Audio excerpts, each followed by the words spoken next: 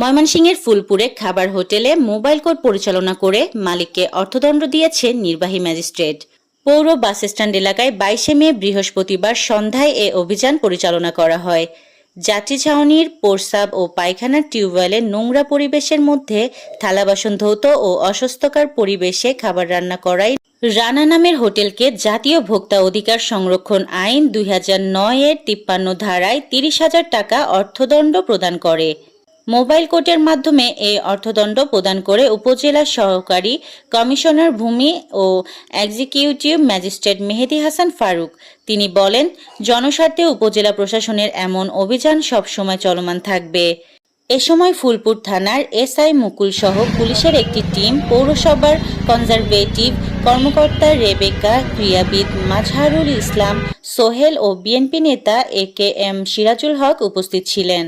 ময়মনসিংহ জেলা প্রতিনিধি তপু রায়হান রাব্বির পাঠানো প্রতিবেদনে ছিলাম আমি ইয়াসমিন আক্তার, সুরমা টিভি 24।